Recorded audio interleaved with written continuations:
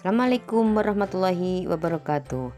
Pada kesempatan kali ini kita akan belajar tentang perkembangbiakan pada tumbuhan dan hewan. Selamat menyaksikan. Kabar kalian semuanya, mudah-mudahan sehat. Kali ini kita akan mempelajari reproduksi pada tumbuhan dan hewan. Tapi sebelumnya, bagi yang belum bergabung, yuk di-subscribe channelnya, lalu share dan like videonya. Yuk kita mulai belajarnya.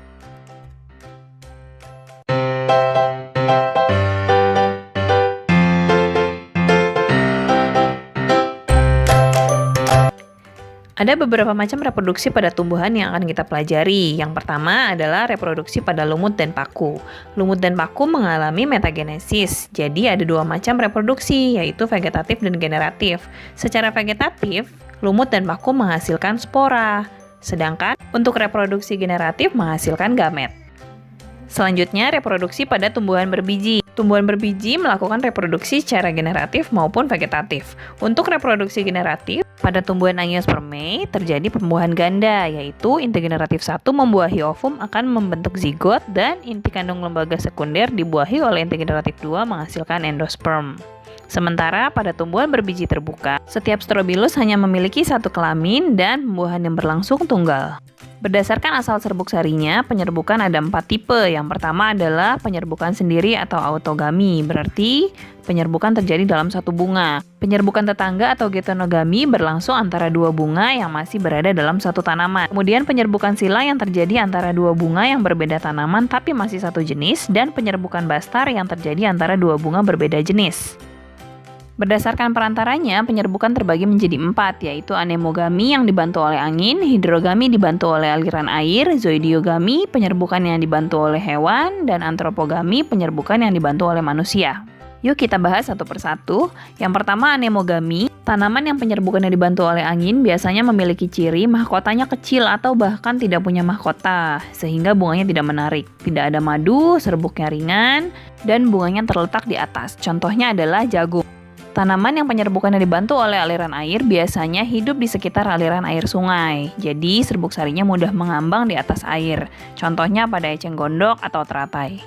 Zoidiogami terbagi lagi menjadi 4 macam ya. Jadi hewan yang membantu penyerbukan itu ada serangga, burung, kelelawar, dan siput. Yang pertama entomogami. Entomogami itu adalah penyerbukan yang dibantu oleh serangga. Penyerbukan seperti ini biasanya terjadi pada bunga-bunga yang memiliki mahkota dengan warna mencolok, bunganya berbau khas dan memiliki kelenjar nektar. Selanjutnya, penyerbukan yang dibantu oleh burung biasanya terjadi pada bunga yang memiliki kelenjar madu, mengandung air, dan mengandung unsur bunga berwarna merah. Lalu ada pula penyerbukan yang dibantu oleh kelelawar, biasanya terjadi pada bunga yang mekar di waktu malam hari. Ada pula penyerbukan yang dibantu oleh siput, biasanya terjadi pada tumbuhan-tumbuhan yang sering didatangi oleh siput. Keempat macam penyerbukan tersebut biasa dikelompokkan ke dalam penyerbukan yang dibantu oleh hewan atau zoidiogami. Selanjutnya penyerbukan yang dibantu oleh manusia atau antropogami. Penyerbukan ini biasanya terjadi pada tumbuhan-tumbuhan berumah dua. Tumbuhan berumah dua adalah tumbuhan yang setiap bunganya hanya memiliki satu jenis kelamin saja, atau tumbuhan yang memiliki dasar putik yang jauh sekali di dalam perhiasan bunga, dan biasanya memiliki nilai ekonomis yang tinggi, sehingga manusia sengaja melakukan persilangan untuk mendapatkan bibit unggul. Nah, itu tadi adalah macam-macam penyerbukan. Sekarang kita akan membahas mengenai perkembangbiakan vegetatif atau perkembangbiakan tanpa terjadi penyerbukan. Perkembangbiakan vegetatif terbagi menjadi 2, yaitu vegetatif alami dan vegetatif buatan. Vegetatif alami yang pertama adalah rizoma, yaitu modifikasi pada batang tumbuhan yang tumbuh menjalar di bawah tanah lalu bertunas. Contohnya pada jahe, lengkuas, dan kunyit. Lalu ada tunas adventif, yaitu tunas yang muncul selain dari ujung batang atau ketiak daun. Contohnya adalah pada tumbuhan cocor bebek. Berikutnya adalah perkembangbiakan vegetatif alami yang terjadi pada umbi-umbian. Terbagi menjadi yang pertama umbi lapis. Umbi lapis adalah perkembangbiakan umbi yang terbentuk dari tumpukan daun yang rapat. Contohnya bawang merah. Lalu ada umbi batang, yaitu batang yang tumbuh di dalam tanah dan berisi cadangan makanan. Contohnya kentang. Dan ada pula umbi akar, yaitu akar yang menyimpan cadangan makanan dan menggembung. Contohnya pada wortel. Jika ketiga jenis umbi ini kita tanam di dalam tanah, maka umbinya saja sudah bisa tumbuh menghasilkan tanaman yang baru. Perkembangbiakan vegetatif alami yang berikutnya adalah geragi atau stolon. Perkembangbiakan dengan geragi atau stolon ini adalah perkembangbiakan di mana ada batang yang tumbuh di atas permukaan tanah, lalu kemudian tumbuh menjadi bakal tanaman yang baru. Terjadi pada tumbuhan contohnya stroberi. Lalu berikutnya, vegetatif buatan. Vegetatif buatan adalah vegetatif yang dilakukan oleh manusia. Contohnya yang pertama stek. Stek adalah memotong tanaman untuk menghasilkan tanaman yang baru. Stek batang biasa dilakukan pada tanaman singkong atau mawar. Lalu berikutnya mencangkok. Mencangkok adalah mengupas kulit batang, kemudian dibalut dengan tanah agar batang tersebut dapat membentuk akar sehingga dapat dipisahkan dan membentuk tanaman yang baru. Selanjutnya menempel atau okulasi. Okulasi ini dilakukan dengan menempelkan sepotong kulit yang memiliki mata tunas dari satu pohon ke kulit pohon lainnya, sehingga tumbuh bersatu menjadi tanaman yang baru.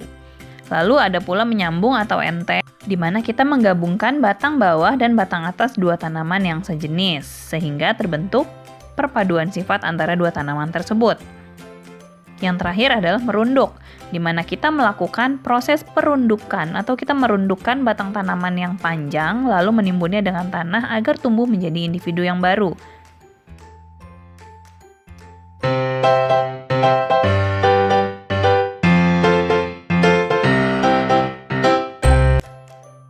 Selanjutnya kita akan membahas mengenai perkembangbiakan hewan. Yang pertama adalah perkembangbiakan generatif. Perkembangbiakan generatif adalah perkembangbiakan yang melalui fertilisasi atau peleburan antara sel kelamin jantan dan sel kelamin betina.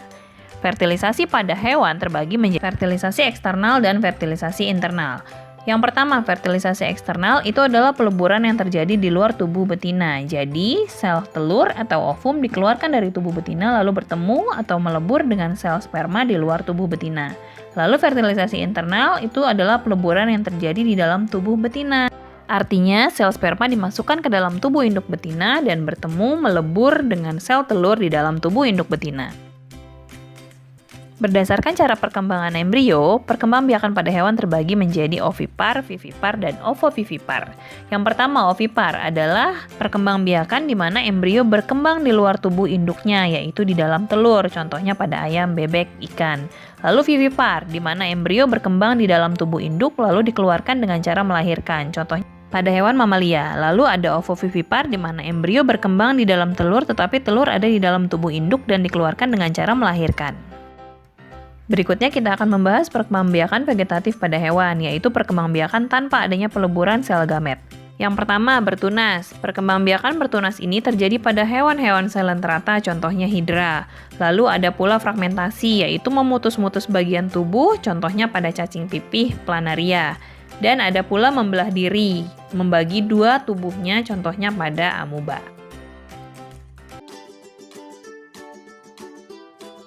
Terima kasih, semoga bermanfaat ya adik-adik anakku sayang. Assalamualaikum warahmatullahi wabarakatuh.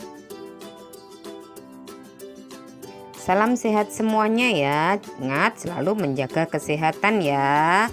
Semoga kita selalu dilindungi oleh Allah Subhanahu wa taala. Amin.